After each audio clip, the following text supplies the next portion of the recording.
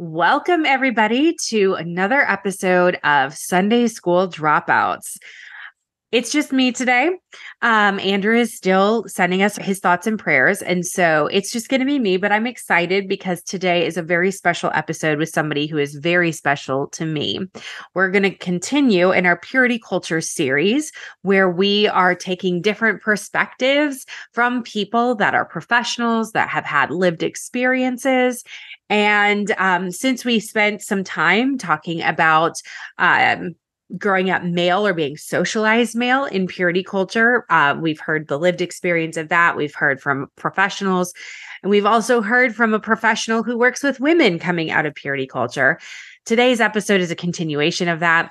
And we're going to talk to a good friend of mine who grew up in purity culture and has spent a great deal of time healing, and in fact has taken her own journey and turned that into her professional work.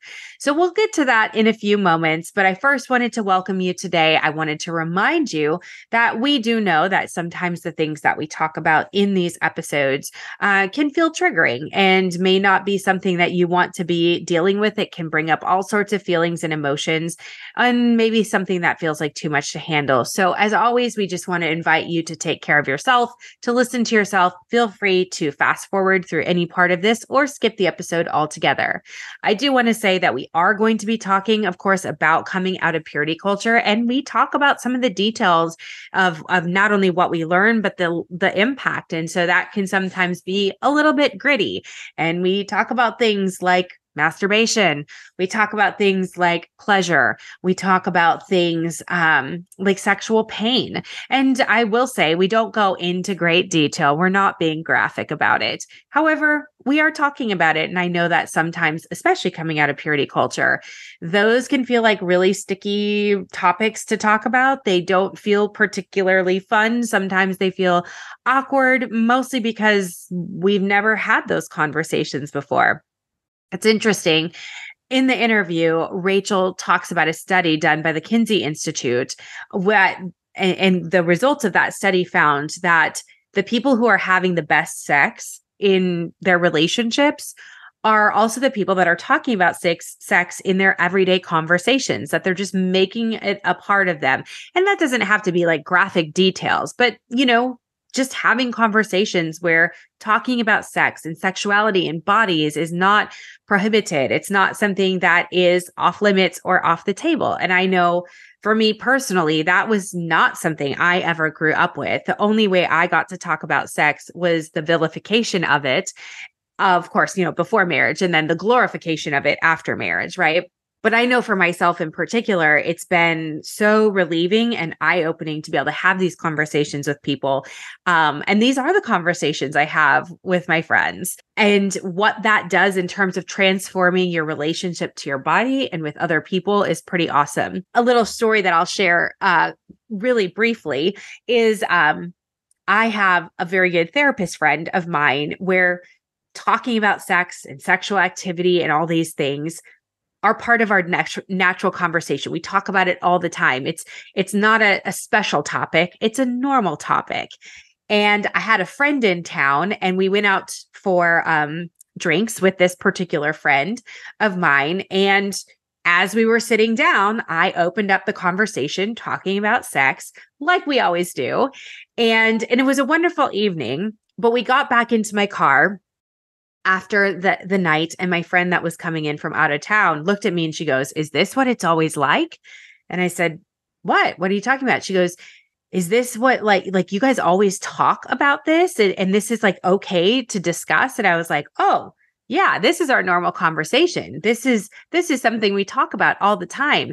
And after a while of reflection, she said, that it's actually really cool because y'all are such good friends and you have this way of being able to support each other.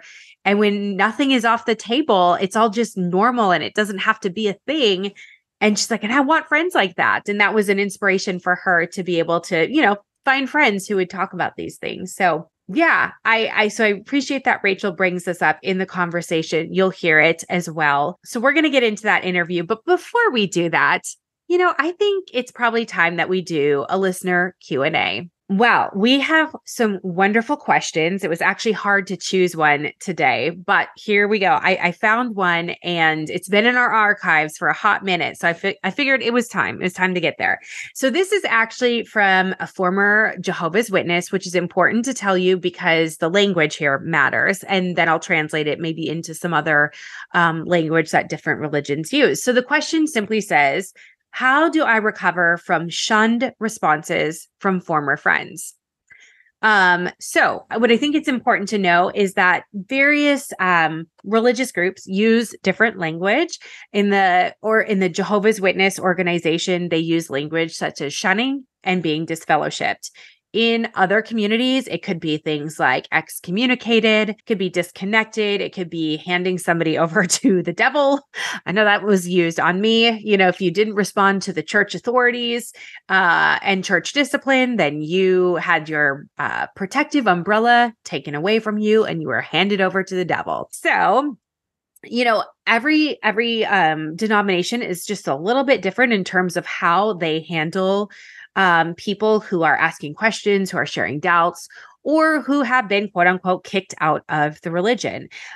So I do happen to know that in most Jehovah's Witness families or friendship groups, if you are shunned, if you are disfellowshipped, the level of communication that you can have with people who have been disfellowshipped is minimal to none. In some cases, it's okay to maintain a very, very loose, high level communication with a family member just to update them, make sure that they are alive, and you can let them know that you are too. And so we see this, of course, across many different churches and denominations of different actions that are taken when you step out and you say, this isn't something I believe, or maybe you engage in practices that are considered sinful or against the church, and maybe you're even kicked out. And so I think the first thing that is important to recognize, you know, how do I recover from shunned responses from former friends, is recognizing that this is a deeply painful experience. When we're in these high control religions, our friends are our lives, right? We do life with them. We eat, breathe, sleep, pray with these people. These are the people we are in the closest relationship with. These are the people we turn to for very practical needs, sometimes food, water, shelter. These are people we network with for jobs or opportunities and experiences. Many times, these are the people that we find to marry and to engage in like deep and intimate relationships with. And so I think it's first important to recognize that being shunned by the people who are like your lifeline is a deeply, deeply painful thing. And it often can be things that cause a lot of physical destabilization, meaning there's many people that go unhoused and don't have basic needs that are met when they are shunned from groups like these. This is an unfortunate story that I've heard many, many times. And yeah, people are their basic necessities are removed from them because of being disfellowshipped from a group. And so I think it sounds so cliche to be like, well, you have to be honest about what happened. But I think that is true in this situation. I think giving yourself permission to say, like, this is a really painful experience is extremely important. It's okay to be honest about it. It's okay to be accurate about the way that you were hurt, the confusion that you feel, the sadness, right? Because, you know, these were real relationships and it's sad. We miss them when they're gone. And so, you know, the thing that comes to mind when I hear this question of how do I recover is grief. And I know that there's not a grieving process. I know culturally there's, you know, kind of this language of like going through the process or the steps of grief, which are traditionally denial, anger, depression, bargaining, acceptance. And I do understand that. And I think that sometimes that can be a helpful framework to operate through. But I think that sometimes can suggest that grief is a very linear process. And if you can just get through these steps, then you're going to be fine. When instead, I would say grief is much different. It sometimes is a lifelong process. There's a woman whose book, I believe it's called It's Okay to Not Be Okay. Her name is Megan Devine. And she talks about grief mostly in relation to what she would call like out of order death. So this might be like the death of a child, like a parent grieving from the death of a child. It might be a partner grieving from a very untimely death of their partner. Could be a sudden death or loss. And so she's mainly talking to that crowd, but also in the book, it's very helpful. It's a very informative book on grief. And one of the things she talks about is that when we lose people that are important to us, so whether that is to actual physical death or to things like being cut off, being shunned, being disfellowshipped, disconnected, excommunicated, like the goal of grieving is not so that that pain will go away, or not so that we'll just be happy go lucky all the time. It's that pain is very real. Our job isn't necessarily to just get over it. Our job is to recognize that this thing happened. It was deeply painful. And what ends up happening is our life just starts to grow bigger around it as we allow ourselves to grieve, as we allow ourselves to process what happened, as we allow ourselves to be accurate and honest about the loss that we are experiencing. So if you were to, let's see if I can find a quick example. For those of you who are watching on YouTube, you'll get this and I'll explain it for those who aren't on YouTube. But I have a case right here for my headphones, and I have a little rock. And let's imagine that grief is this rock, and holding it up to the size of the case. The rock actually takes up about half of the space, right? And so a lot of times when an overwhelming or sad thing happens, when we lose somebody, that grief, that rock there takes up a lot of the room of our life. It becomes the biggest thing in our life. Sometimes not much else fits in our life.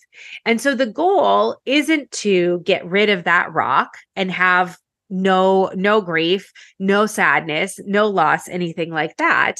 Instead, our job is to let our life grow bigger so that the rock still is there, but our life is bigger around it. So I'm holding up my big like water jug that's like 64 ounces. So much, much, much larger than my headphones case. But the analogy is that the grief is still there. That rock is still there. It's just that we've been able to create a life around it. So that means we're still going to be impacted. It means we're still going to feel hurt. It means that we're still going to experience loss from time to time. And that's okay, because that shows that these things were extremely important to us. I know that's not always the response that people want to hear. And yet I also want to be honest, if I'm working with people as a client, or if I'm walking through this with friends, these are things that we talk about. And so in terms of like, what does that look like? Being accurate and honest, like I've said, allowing yourself to feel sad, to feel the anger that naturally comes up when we are accurate and honest. And it can be important to give yourself time and space. Maybe that means away from other people. Maybe that means you need some time of solitude, or maybe it means, leaning into connection. It also might mean reaching out for new connection, because a lot of times for those of us who lost our community when we left a religious space, we don't have a lot of community and connection. And so finding that can be extremely important, and at the same time difficult and painful, because the whole reason that we're having to find it is because we've lost it. And so I think that allowing yourself to go slowly through that and to be acknowledging, like, this is hard. This sucks. This is really difficult. It's really sad.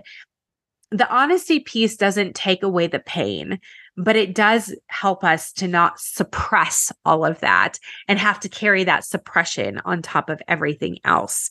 So I'm not going to say, just get over it, just find new friends, you'll be fine, because I don't think that that's necessarily the goal. It shouldn't be the goal, in my opinion. But I think letting yourself walk through it and let your life grow bigger around that can be really, really helpful. Today, we are talking with Rachel Overvoll, a somatic sex coach who works with clients focusing on finding sexual freedom after purity culture.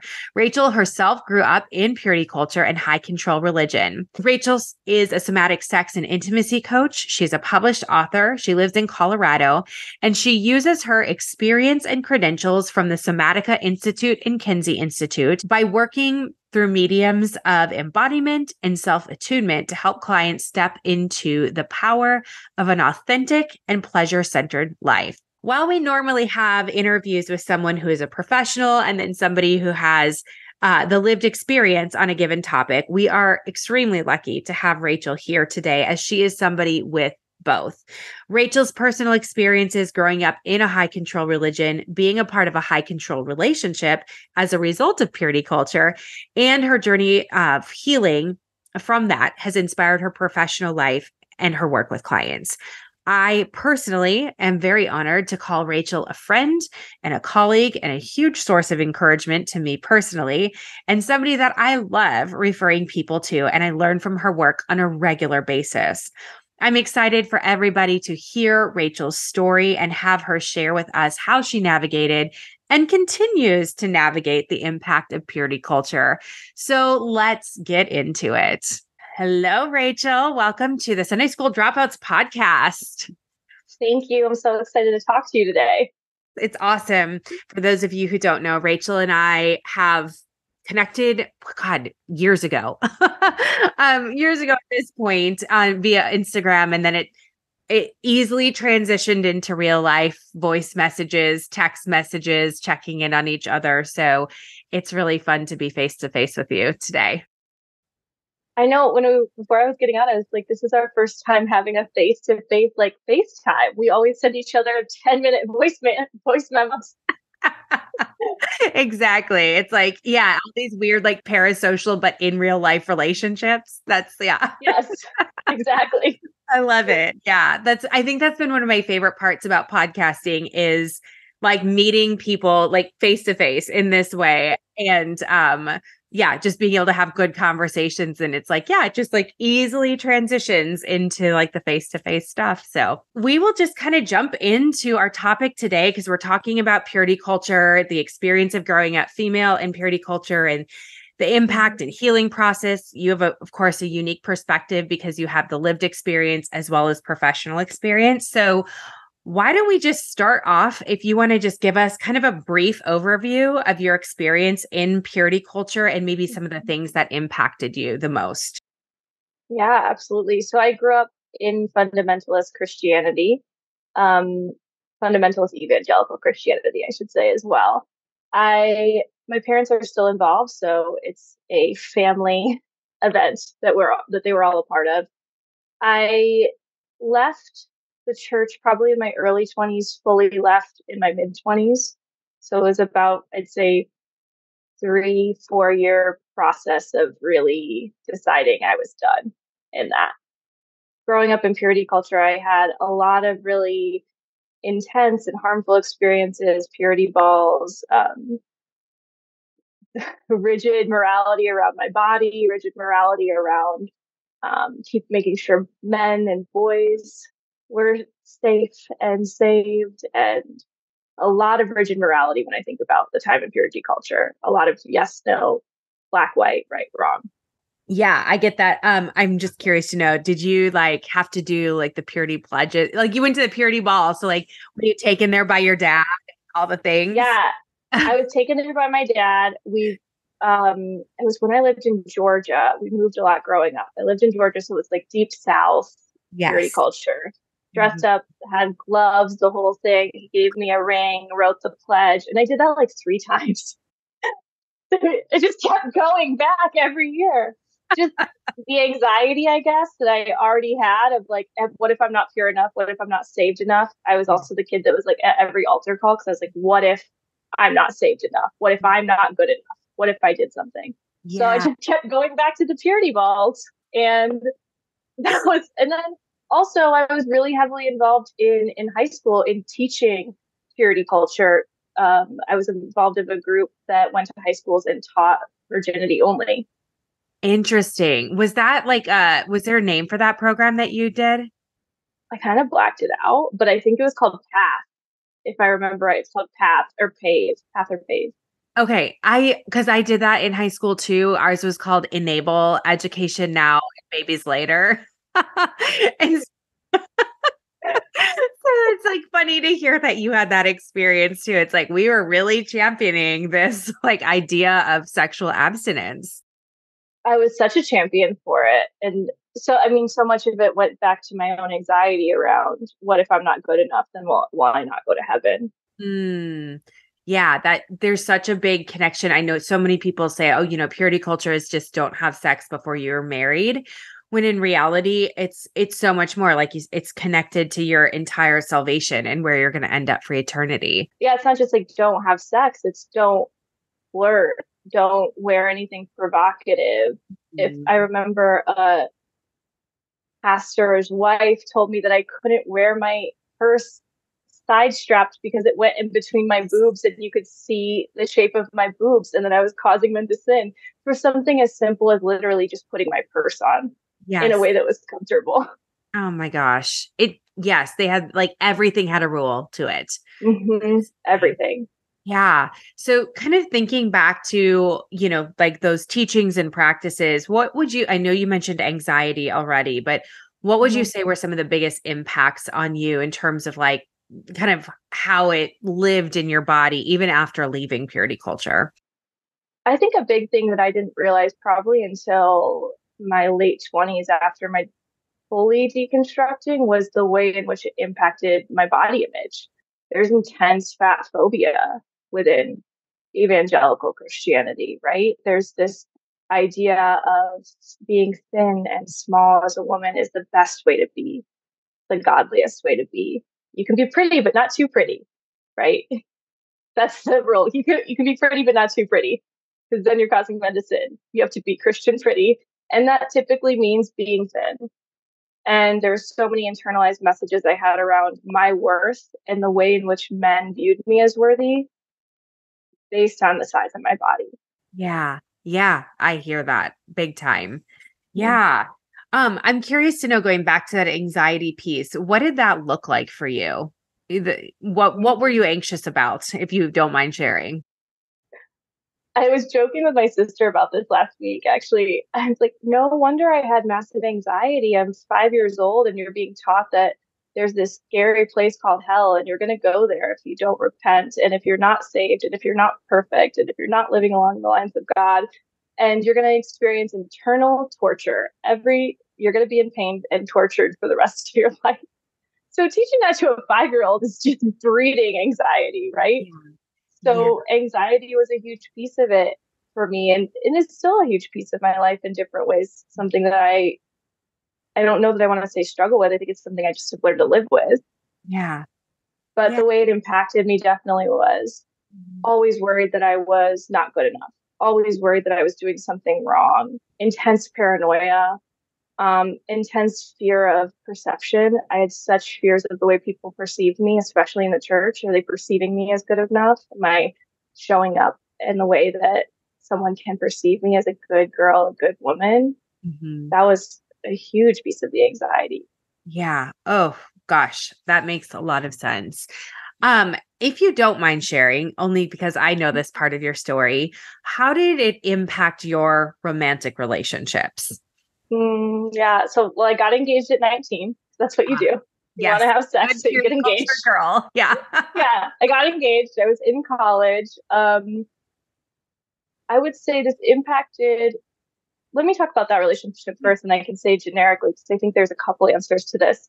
That relationship, it really impacted me, first of all, of pushing to get married before I was ready. I was not ready to get married. I was 19 as a child, Mhm. right? Yeah. I also, in that relationship, the relationship was incredibly patriarchal, which Mhm. I'd say the majority of relationships based in religion, high control religion, are. Mhm. He was in control. He would tell me if I was doing things that were wrong or were sinful or were going against God. He would force me to do different things sexually and then tell me that I caused him to sin and that it was wrong. And so I had this intense fear around romantic relationships from a very young age. I think I started dating when I was 15 or 16, that this isn't safe. Like, it's not safe to be myself. It's not safe to be authentic. The only thing that's safe in romance is for me to fall in line, for me to be what they want me to be, for me to respect them, for me to obey them. Mm-hmm. That's what's safe. Okay. And that deeply impacted my romantic relationships. I think even leaving religion, there was a deep impact of seeking validation from men and seeking it in a way of, I was performing. Am I saying the right things? Am I the cool girl? Am I doing the right things? Am I being what these men want me to be? Mm-hmm. And that's something that still comes up, I'd say, in certain parts of my life of like, I almost didn't post something the other day about this course I'm teaching on feminism, because there's this guy that I was talking to, and I was like, oh, he's going to see that. What if he realizes I'm a crazy feminist? And that was my first thought. And I had to just table the thought, write it down, and recognize like he's going to realize you're a crazy feminist, regardless of if you post this or not. And that's a good thing. That's not a bad thing. Yeah, absolutely. Yeah. So with that, I mean, I know you got out of that relationship. You did not end up marrying him, right? I did not. Yeah. Mm-hmm. So when you take all of that kind of collectively, and you can answer this from a professional standpoint as well as personal, but like, as you kind of evaluate your life and maybe even the clients that you work with, what are some of those long-term impacts? I know you just said, I see these things popping up. But yeah, professionally, personally, what are, especially working with women or those socialized female, growing up in purity culture, what are some of the things you have experienced or you've seen your clients experience long term? Yeah. I'll speak from the female perspective first. And I think the biggest thing is this centering of men. Everything is surrounding men. Mm-hmm. This huge centering of men, what they want, and how to be good for them or how to be what they want. That's a big impact. Yeah. I'd also say the impact of not feeling embodied. There's so much of religion that teaches us to disconnect from your body, be apart from your body. Your body's sinful, your body's wrong, your body's evil, which leads to massive disconnection. If we're not connected to our body, how can we experience intimacy and pleasure and sex? So disconnection from the body. Also, a lot of, I mean, this is the obvious one, but just shame overall, just shame. Yeah. Deep amounts of shame. And for some of the clients I work with that are women that are in their 30s, like me, there's a lot of unlearning around the fact that they're still single and maybe don't have children. That's a really intense fear that is pushed into women of like, you are worthless if you do not have children and if you are not married. I think we should have more of a conversation about that. I know that wasn't like on the list, but I think we should, because I know that's something I had to work through. I mean, and it was probably in my early to mid 30s, like asking myself some really tough questions of like, why do I want to have children? Was this something that I desire to, or is this something that most specifically the church, but also culturally pushed on me? This is just the expectation. And then also after that, working through like, what will people think if I make a decision to not have kids, and how does that impact like my spirituality or my ultimate role in life? So I'm curious to know, like, I mean, I don't know where you're at with that, or if you even feel like sharing, or just kind of what you see in your practice, but that's a really interesting conversation to have.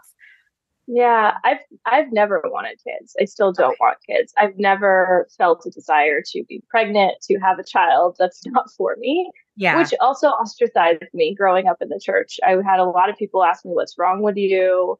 I had someone tell me, don't ever say that out loud. Men won't want you. Yeah. I had a pastor tell me that I was sinning and I needed to repent and I needed to get right with the Lord. So, but surprisingly, even amidst all of that, I've held steadfast in this decision. I do not want children. I would say it's so convoluted, because I think the thing to really understand about evangelical Christianity in the US is that it's so ingrained in our society.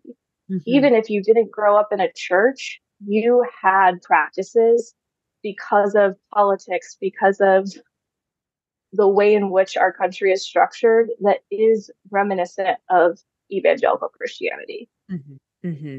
Yeah. And Yeah. so I think when I'm in my 30s, it's kind of trying to decide like which part of this shame, or I would say not shame at this point, it's a little bit of fear of being unmarried at this age. Mm-hmm. Yeah. That comes up. How much of it is societal and how much of it is remnants of religion? Yeah. I think that's something I've had to do a lot of thinking around even recently of like, what is the purpose of marriage? Like like you said, we were taught that, it's the pinnacle of our life. It's like women are created essentially to serve men, to have children, and that's it. And when those things become unimportant or less important, it does kind of force you to ask some questions about what is the role of marriage, and do I have to have that in order to be in a committed relationship, or does that have to be an end goal? And then also grappling with, our society is built for coupled people. It just is, what are some of the ways that you've processed through that, just coming out of purity culture? Yeah, I think the ways I process through it is having a great community. That's a big thing. And also focusing my community as I'm at this stage where most of my friends are having children, moving to the suburbs, etc. The core group that I had in Denver for 10 years is not really that group anymore. And so a big piece of, honestly, this last year has been really focusing on finding female friends that are single or don't have children, and creating a community of women around me that can prioritize me, and vice versa, that I can prioritize. Yeah. You just can't prioritize your friends when you have kids. And I'd say, honestly, in a lot of marriages, you don't prioritize your friends. You prioritize your partner. Your friends are nice little sidekicks. Yeah. Well, and I really look at that as part of purity culture as well. I remember when I was in my early 20s and I was the quote unquote old maid, because at, 22, 23, I wasn't married and all of my other friends were. I couldn't articulate it at the time, but I knew as soon as they got married, I would not exist. And I just and it was something that was never a discussion with any of my friends. And if I felt lonely, that was on me. That was not like a conversation that could be had, because there was this expectation that what is it? Leave and cleave. Yeah. You leave the family of your youth and you cleave to your partner. And it was this idea of they become your whole entire world. And I just remember constantly feeling lonely because I'm the only one that's not married. And literally my friends are being instructed to not prioritize me. And it's a really painful experience. And again, that overlaps with culture. Just coming out of purity culture doesn't mean that necessarily goes away. It does shift a bit. And I think there's conversations that are happening that are really good, but I can very much empathize with, it takes a lot of work to find a group of friends that can prioritize you in this season of life, and vice versa. And I think that's another thing is I've just learned to befriend the loneliness. Is it's okay that I'm lonely. It makes sense that I'm lonely. There's nothing wrong with this. I don't need to gaslight myself out of this and tell myself that, well, you love yourself, so you should be happy, or you love yourself, so you shouldn't be lonely. It's I can love myself and be lonely. Right. I can love myself and wish that I had a partner. I can love myself and wish society was different and we allowed women to decenter men and prioritize women. Yes.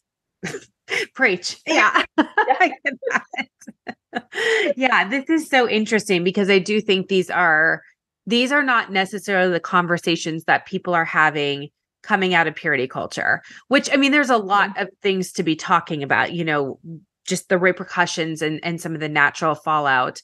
But yeah, I made a decision, I think probably when I was 33, 34, 35, somewhere in there, to not have kids. And that, it was funny, that was actually what freed me up to go back to grad school to get my PhD because I had this idea in the back of my head that I didn't want to be having children and writing a dissertation, which I actually still stand by that. I don't think I would have wanted to do that. Um, but it was like, oh, well, what if I meet somebody and I'd probably need to start having kids soon because of my age. And then that's going to put me into this, doctoral research era. And like, I'm not going to be able to finish it. And finally one day I was just like, I don't want kids. Like that actually hasn't ever been my dream. That's been other people's dreams for me or expectations. And it really freed me to do what I'm doing now, which I love, but it is still very counter. It's just very counter. And then, I mean, this, I had a hysterectomy about 6.5, 7 months ago. And I've even struggled to say, like, there's a difference between, saying I don't want to have children versus I cannot have children. Even like culturally, there's something there. People are like, oh, I'm so sorry. And it's like, don't be. I was okay with this, but it still lands in my body differently, Yeah, I totally understand that. I was talking to a friend about that recently, and she has a similar experience where she was like, it's just different knowing that it's not an option now versus consciously choosing it as not an option. There's something that lands different in that. Yeah. That's really interesting. So kind of, going back to this conversation about just like the impact of purity culture and things like that, what were some of the things that were helpful for you, as I'll go personal first, like what were some of the things that were helpful for you in your own process of healing? I know that healing is ongoing, but when you think of some of the most impactful pieces, or practices, what have some of those things been?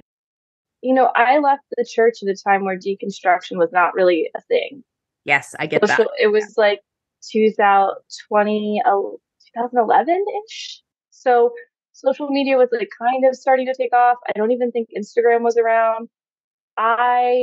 So a lot of the journey I did was alone and super isolated. So from my personal perspective, I didn't really have any resources. I was kind of just winging it out in the real world. I was like a little kid that had been set loose. Like, what do I do now? And especially the specific branch of evangelicalism I grew up in, I was super isolated. I wasn't allowed to consume media that wasn't Christian, magazines, books, TV, etc. I wasn't allowed to be friends with people that weren't Christian. So I was a pretty isolated person.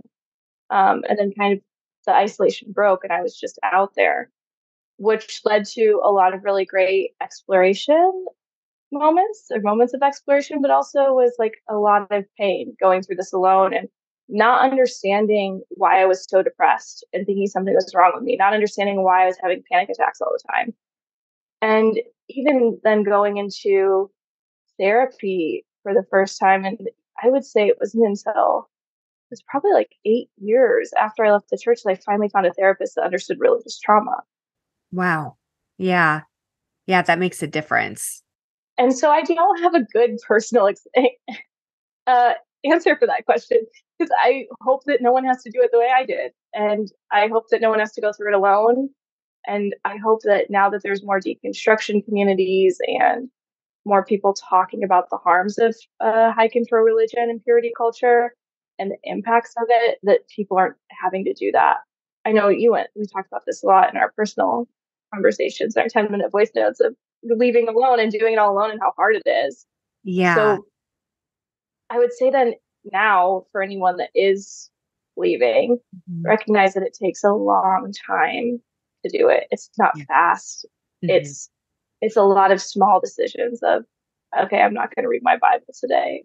Yes. Instead of every day. Yeah. Maybe I'll just read it on Sundays, or I'm not going to pray every day. Maybe I'll just pray when I feel like it. It's a lot of small decisions that it takes to leave.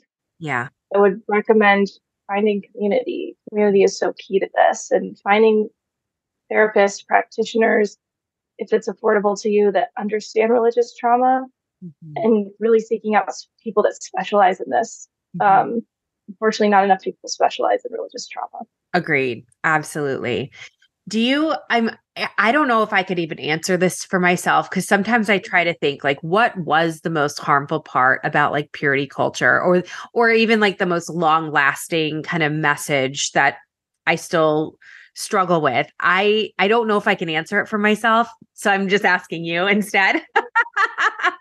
I think you can't trust yourself. Ah, yeah, that's a big one. You I can't. think that that's the biggest one. You're not allowed to trust yourself. You cannot trust yourself. Yeah. Do you feel like, what are some of the things that have helped you develop self-trust? Mm. It's embodiment practices, connecting to my body, learning what my body is saying to me is a huge piece of that. Mhm. Um, Doing that through my own personal somatic therapy, and then also doing that through trainings to support clients. Yeah. And then also recognizing that there is nuance in everything and everything is gray.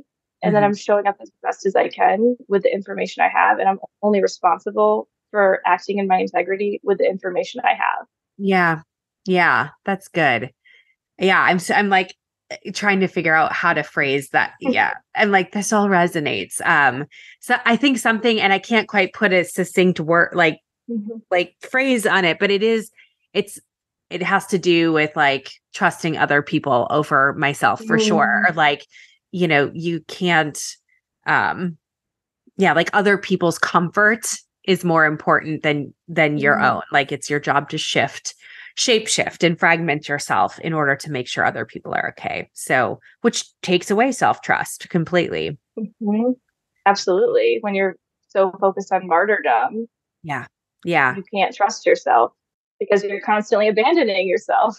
And how Yes. can you trust yourself if you're always abandoning yourself? You're not going to trust someone. You're not going to trust your partner if they're always abandoning you. You're not going to trust your friend if they're always abandoning you. You can't trust yourself if you're always abandoning yourself.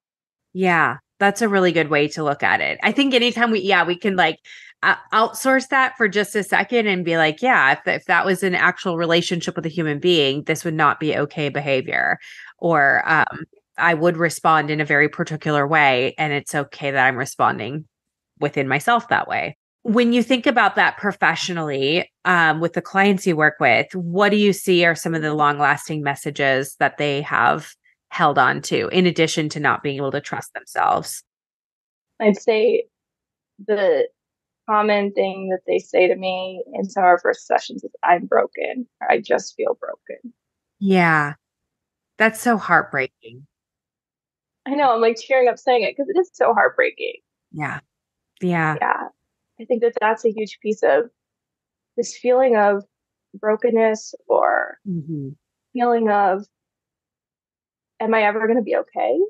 Am I ever going to be able to have a healthy relationship with romantic relationship with another person? Am I ever going to be able to have a healthy relationship with my body or sex? That like brings tears to my eyes too, because it hits on such a personal level, but also like personal in the way that I care for other people, and like Yeah. knowing other people that deal with this as well, and knowing how hard you have to work to get this back. And it's not impossible. Like good sex is possible. A good Yeah. relationship with your body is possible. And yeah, and we can have solid trusting relationships, but those default patterns run so deep that it's the constant effort sometimes that can feel daunting and exhausting and hopeless, of like, oh, Yeah. we're back here again. That's a Mhm. lot. Yeah. It is. And I think this is where I have to take a step back with clients too and separate myself from their journey, right? Yeah. I think that that Yeah. can be hard sometimes when you're working with clients, of separating my journey is different than yours. I Mhm. can encourage you on yours, but I can't have counter transference here for you. Yeah. I wonder, would you feel okay to share a little bit about the work you've done? Because I know I've mentioned a few times like your clients and things like that. And yeah, so what is the work that you do and how did you get into it? Yeah, so I'm a somatic sex coach. I work with clients on having better relationships with their bodies, with sex, with their partners. A lot of what I do is somatics in the title, body based therapy, but also a lot of what I do is education. So a lot of times when I'm working with clients, the majority of what I'm doing is sex education, educating them around desire and their bodies, and educating them around the ways in which we should be looking at sex and not the cultural ways we've been taught to look at sex. Yeah. So I work with obviously people coming out of religion, as we've been talking about. I also work with a lot of men who have erectile dysfunction. That's another cause, I would say, a body cause that comes out of religion. And then I work with couples who have desire discrepancies. One desires more sex than the other, and women who have sexual traumas. Those are kind of the core groups of people that I work with. Yeah. Yeah, that's awesome. And where did you go for your education? Because I think it's cool to talk about that. Yeah, I went to the Somatic Institute in San Francisco, and then I also went to the Kinsey Institute. The Kinsey Institute is the #1 sex research institute in the world and the first. So that's a really cool thing. And I got a degree in human sexuality and gender studies. I love that. Yeah, I love that.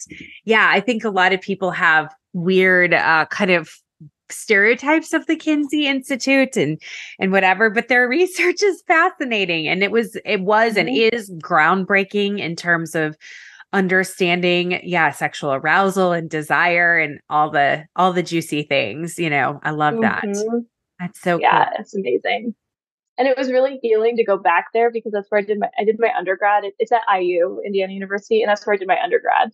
And so it was really healing to go back and have this degree in human sexuality and gender studies, remembering that the first time I was there, I was so deep in religion, and this would not, 19-year-old Rachel would have never thought that she was coming back for this. That's awesome. There is something really like emotionally corrective about that experience. That's incredible. Absolutely. Yeah. There was something else that I was going to ask when you were talking. It was something about the clients you work with, but oh, I know what it was. You were talking about desire. And I ran a purity culture support group about a year. Well, when this airs, about 1.5 years ago. And I was really like free flowing with it. Like I didn't go into it with an agenda, because I really wanted to make it what the people in my group wanted it to be. So I had them fill out like a questionnaire, and what came up like over and over and over was sexual pain. And I mean, the more I work with clients and the more I've been able to be honest with myself as well, like I think it is, almost 100% of people are, well, especially individual socialized female in purity culture, are dealing with an element of sexual pain, whether there's medical reasons, psychosomatic reasons, things like that. And as it pertains to pleasure, there is this overcoupling of sex and pleasure where it's like they equal each other. And so we were talking about pleasure, and a lot of them just like froze up, because they're like, I can't do that. I don't want to lean into that, because that means I'm going to have sex with my partner. It means there's going to be a lot of pain and shame and all these things. And I was like, no, we're going to back this way up, and we're going to, uncouple those things. But I see pleasure and desire being in the same camp a little bit. I'm just wondering if you can, like, if you feel okay to share about just kind of desire and pleasure, some of the things that you talk about with your clients in particular that are coming out of purity culture around those things. Pleasure is like the #1 thing that we can do to heal from purity culture. I firmly believe in that. Some of the most healing things I did on my own was learning how to experience pleasure, because pleasure is so different than everything that we're taught. Pleasure says, I don't have to do anything to deserve this. I deserve this just because I exist. I love that. Yeah. That feels hard to believe. I know. I normally say that, and clients are like, no, thanks. I don't believe that yet, though. Yeah. How do you put that in your back pocket? Hopefully in 6 months, you're going to believe it. Yeah. How do you navigate that with clients? Because I hear that with clients as well. And I think that I can like vividly remember times where I was like, oh yeah, no, like that's not part of what I will have in life, that deserving piece, the deserving of pleasure. Like how do you do that with clients? How do you help them get there? really simply, we start with, in kind of what you were saying earlier, to touch back on that, it's like pleasure is more than sex. Pleasure is an experience in your body. It can be sex, absolutely. It can also be going for a walk or washing your face or petting your dog. Pleasure is sensual. It's not always sexual. Yes. Oh, I So love that. starting really slow with sensual practices. Do you wash your face every night? Great. We're going to make that an intentional practice. When you wash your face tonight, I want you to do practice with warm water and just slowly massage your jaw in circles and then go up and notice how it feels. Does that feel like pleasure to you?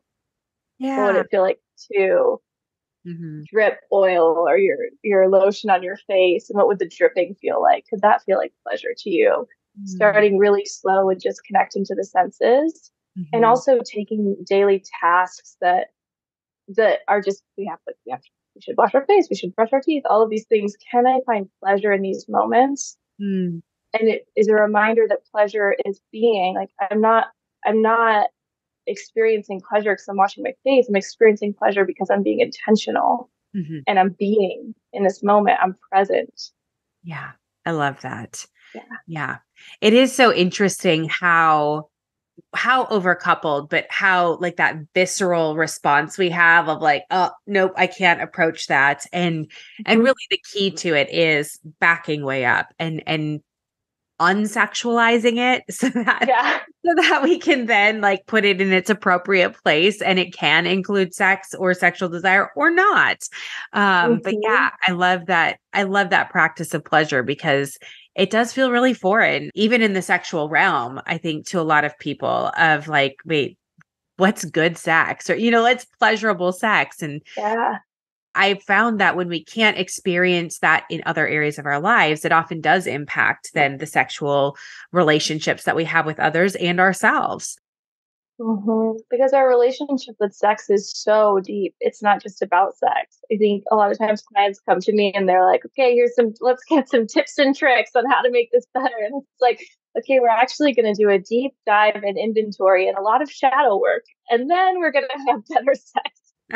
So better sex is attunement to yourself and your partner. Better sex is mindfulness and being able to stay in the moment. Better sex is communication and boundaries and exploration and curiosity. There's not tips and tricks for that. Those are practices that you practice until they become part of your routine. I love that. One of my good friends, who's also a therapist and practitioner at my company, we've been talking a lot about like expanding the definition of just sexuality, because I think people think of it only in relation to like, whose genitals are you touching? Whose genitals are your genitals touching? Right. And they're like, that's sexuality and sex. When in reality, it's just, it like is the essence of who we are. It touches everything. And a sexual act is part of it, but that's just like one part of our sexuality. It drives things like passion. It helps us bring life into the world. It forms, legislation and social justice and, all these things. And when we just put it into like one tiny box, we're shutting it off to like the rest, like our essence of life is like then dampened for the rest of life. Yeah, that's maybe a bigger conversation, but have you read Pleasure Activism? I have it. Yeah, I mean, I've read like the first 2 chapters. Is that Adrian Maree Brown? Adrian Brown. Yeah, that book is incredible. Okay. And if anyone is coming out of purity culture, that is a book to read, because it really touches on how like pleasure is a social justice movement. Pleasure is a fuck you to capitalism and racism and ableism and fat phobia. And it is a fuck you to Christianity. It's really, I don't have to do anything to deserve this, which is a huge mindset shift in just our society as a whole, right? I'm not going to let myself watch this TV show until I wash the dishes, or I'm not going to let myself call my sister and have a conversation until I walk my dog. I've got to do all of these things to earn something good. That makes sense. Yeah. And pleasure is not that. Yeah. You don't have to earn it. Yeah. Yeah. It's like, essence. I love that. Cool. Okay. I'm going to make sure I will put that in the show notes, because I think that's a great book. Okay. I need to go back and finish reading it now. For sure. you can pick it up and read different parts of it too, because it's like short essays. Oh, nice. So you don't have to read it in succession. Yes. Okay. Good. We're going with it. This is maybe going back to the personal, but you can speak on behalf of clients too. But as you are kind of living in this healing body after purity culture, what are some of the things that surprise you the most about life outside of purity culture? Joy, the experience of joy. That's a huge thing, right? The experience of joy in simple things. Yeah. The experience of joy in a deep, meaningful conversation with a friend. The experience of joy in cuddling my dog. I feel like I didn't have joy in religion. It was something that was promised to me, but I never experienced. Yeah. So joy is a huge thing on the other side of this. And I feel so proud and happy to say that I have such a good relationship with my body. I'm really comfortable in my body. I'm really connected to my body. I love having sex and exploring, and I have a great relationship to sex and sexuality. Those are some things that I feel so proud of in this journey that I've accomplished and I've gotten to.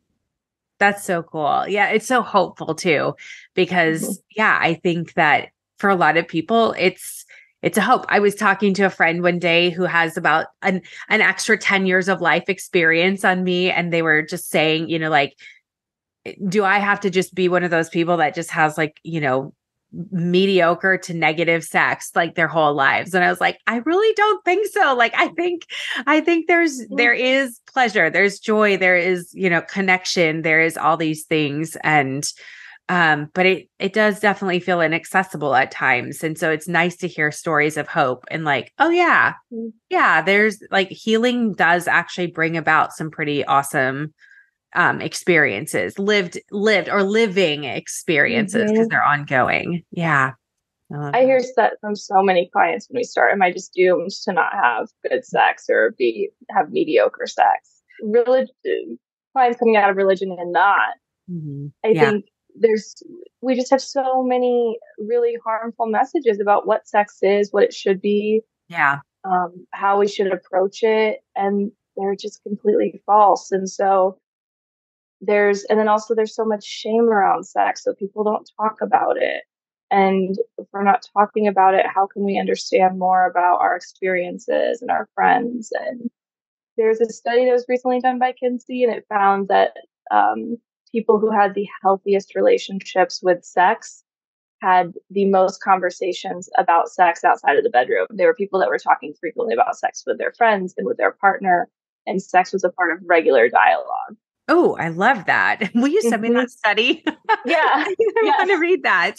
Yeah. Yes. It was so fun. The other night I was out with a good, like, old friend of mine. We've been friends for like 15, 16 years. And we met when we both lived in Minnesota. We both moved to Nashville within like 6 months of each other, kind of independently, and have stayed in touch, and have both had our own paths of deconstruction and are kind of like on a similar trajectory and page now.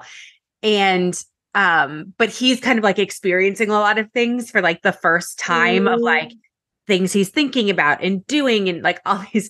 And so he was like asking me all these questions about like sex and sexuality. And he's like, I just never thought we would ever have this conversation, like from where we're coming at. And yet it was such an enjoyable conversation, because it was like, this is part of our lives. And it was part of our lives that we weren't allowed to connect to or touch or, like acknowledge even. And so like he recognized how that showed up in different relationships in his life. And I shared that about my own too. And it's like, there's something so connective of just being able to be like, you're kind of sharing about, again, the essence of who you are. And that creates so much room for connection. It doesn't even have to be sexual connection, just connection with other people. I love that. I think that's a lot of people's fear about talking around sex, is we don't know how to talk about sex without sexualizing. That's such a good point. Especially coming out of religion. Like you don't know how to talk about sex without sexualizing people or feeling like you're being sexualized by other people. It's talking about sex and removing it from the idea of sexualization is a journey in and of itself. Yes. That's so good. That's such a good challenge for people. I love it. Yeah. Good. Yeah. So if you were to be able to speak directly to women or females coming out of backgrounds of purity culture, maybe they're even still in purity culture, Mm-hmm. what do you think is important for them to know? Mm, the first answer that came to me, which I'm going to say, and then I'll say something better after it, but masturbate. That's the first answer that came to me. Just Yeah, masturbate. masturbate. Oh my gosh. Okay, yes. Speak to that. We'll have a little conversation there. Yes, go. Masturbation. It's so good. It connects you to your body. It connects you to your pleasure. It connects you to there's something so healing Mm, about coming out of purity culture and learning to celebrate masturbation mm, because it is this it's a revolt against all of the everything you've been taught and all the things that said your body is bad, your body's evil, pleasure's wrong, sex is only for marriage, it's only for other people, sex isn't for you. mm. It is Yes. a huge reclamation of self. Mhm. And then for the people that are hearing that and they're scared to do it, just start slow. You can start with like just massaging around your vulva or vagina. You can Mhm. start with like just placing a hand there and noticing what it feels like. You don't have to go fast. Like Mhm. go slow and go at the pace that feels comfortable for you. You don't have to go buy a huge dildo and start masturbating immediately. You can just go slow. Yeah. Yeah. Mhm. Yeah.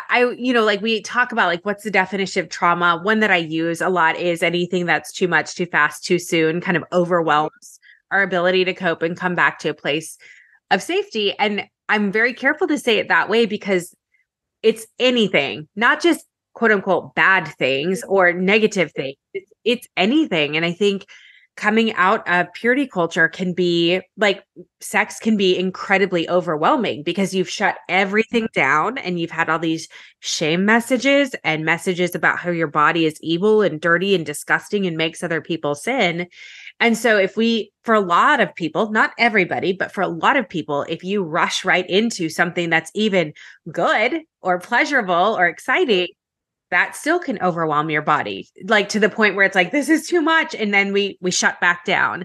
And so, yeah, I'm a big fan of like starting off incredibly slow and maybe not even with your vulva, maybe with your arm, like just touching Yeah.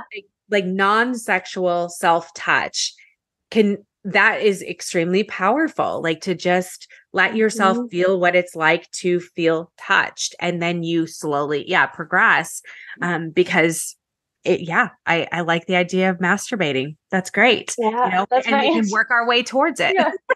Yeah, absolutely.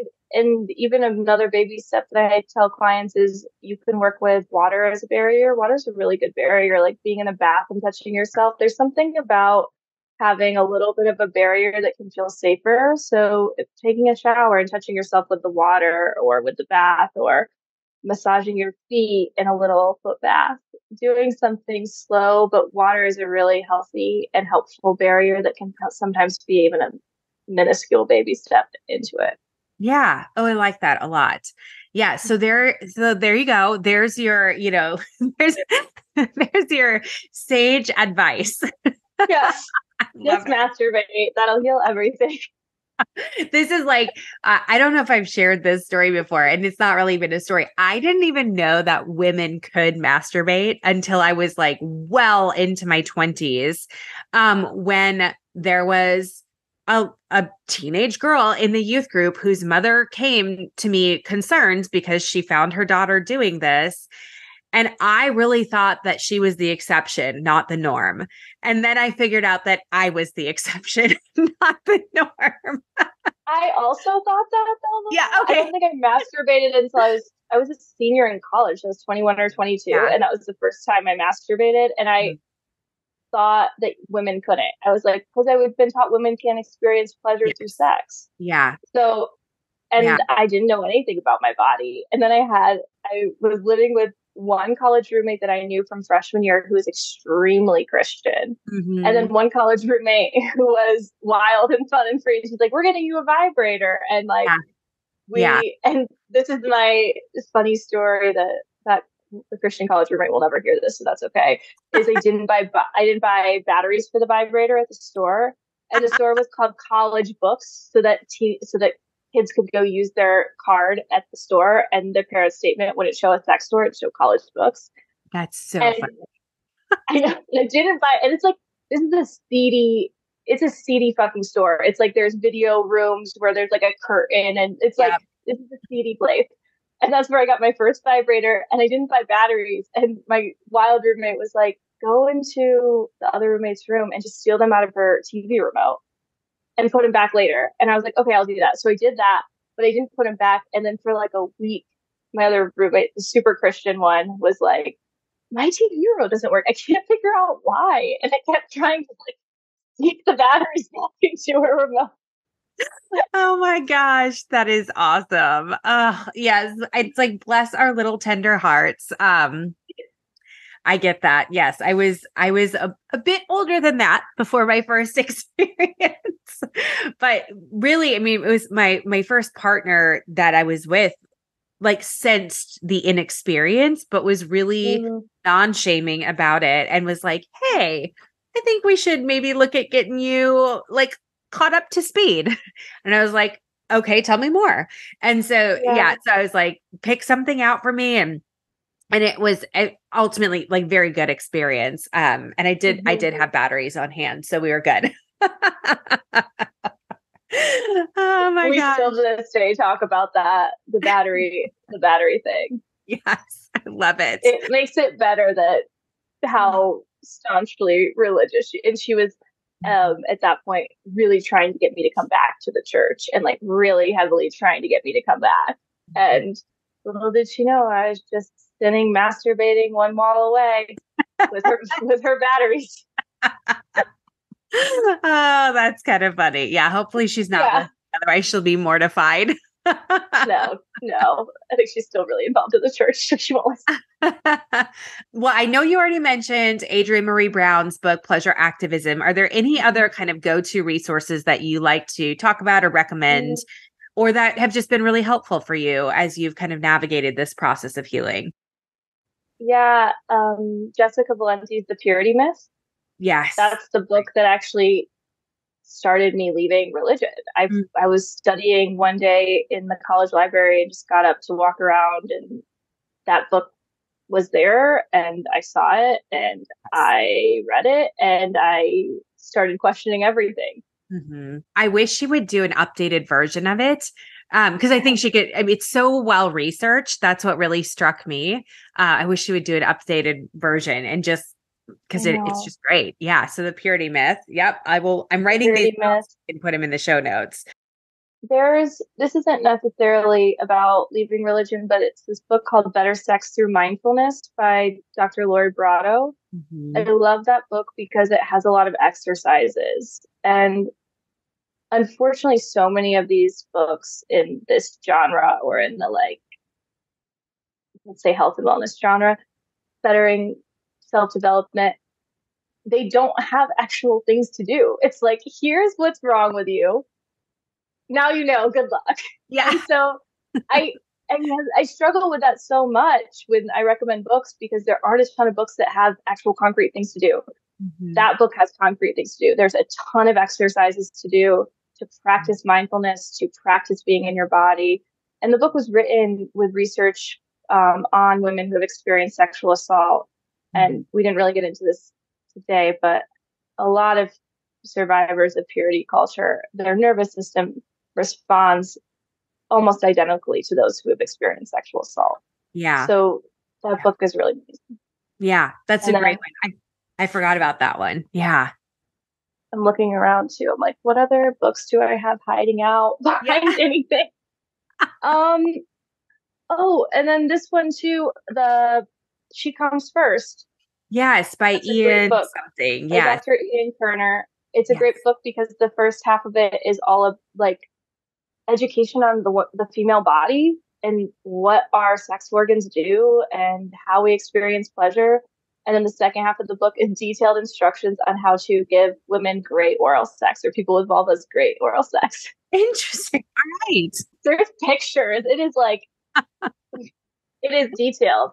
I love I love that book too. And even though I don't have sex with other people with vulvas, I still find that book really fascinating and incredible because of the way in which he talks about the female body. And there's so much to learn in that I love capacity. that. Awesome. Those are some great resources. I will put those all in the show notes. And the last question that we ask everybody, and then we'll talk about where people can find you, is just simply, is there anything else that you wish we would have asked you today?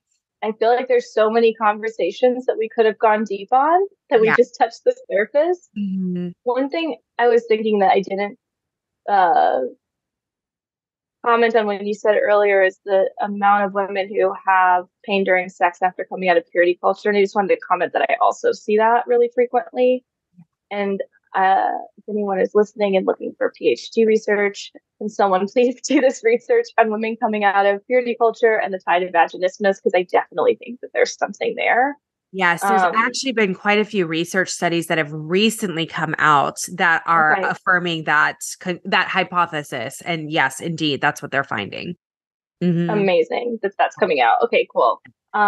So Yeah. quickly, for those who don't know what we're talking about, so yes, there's a lot of anecdotal evidence that suggests that there's many different sexual dysfunction disorders connected to purity culture, but we've been behind in the research. So there is research that is coming out now and has concluded, there's I think at least 5 or 6 articles that have concluded that they would consider like purity culture, rigid belief systems, high control religion does lead to a greater likelihood of pain during sex. So, Mm-hmm. or just even the inability to have sexual intercourse because of pain and body bracing, freezing, things like that. Yeah, it's our trauma responses, their body basing and freezing. And when Yes. our muscles are frozen, that doesn't allow for easy insertion. If you are having penetrative sex, it's going to be Mm-hmm. painful, Yes. right? It's like when they give you a shot and they're like, make sure you don't tense your arm, otherwise you're going to bruise.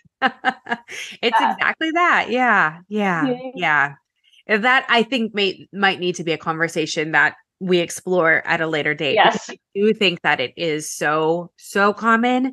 Um, yeah, I was shocked, but not shocked when I led the purity culture support group that 100% of the Mhm. participants had experienced that, and participants, including myself, the group facilitator, and just I think there was like a collective sigh of relief on the one hand that they Mhm. weren't the only ones experiencing that, and then there was also a lot of grief in knowing that so much of what we had been taught growing up is leading to such negative and just really shaming impacts. Yeah. Yeah. And even though we can't dive into it for time, for anyone listening, you're not doomed just because you have pain during sex. Like this, that's actually on the scale of things that happen out of purity culture, that's one of the, I'd say, easiest ones Sure. to move through with somatic exercises Yes. and Mhm. feeling comfortable in your body. So you are not doomed if you are experiencing that. Yeah. I love that. Well, thank you so much. This has been such a delightful conversation from myriad of reasons.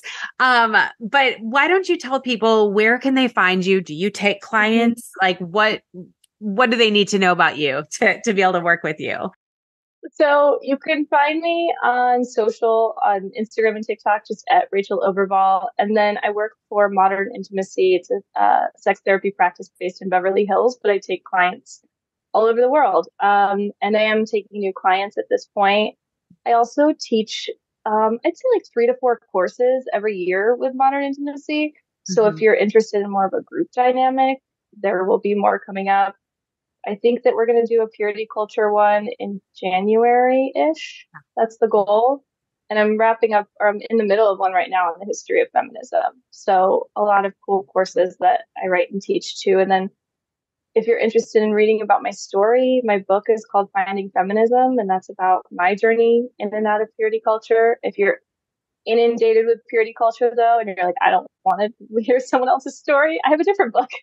It's called The Breakup Journal. And I actually had someone DM me yesterday saying that they were using the breakup journal for their deconstruction. And I was like, oh, That would make you sense. actually could use it for that because I don't use any gendered or person specific language. Mhm. And I don't use any, the book doesn't have any like specific pieces that would tie to a human being. Yeah. So Yeah. That makes sense. I love it. yeah, Yes. And both of those can be found anywhere people buy books. Is that Amazon. right? Or Amazon. Yeah, Yeah. Amazon's the best place.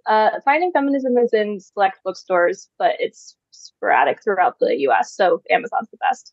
Awesome. Unfortunately, we got to give some money to Daddy Bezos. I know. I know. It's like I the hate it. love-hate relationship. Yeah. Yeah.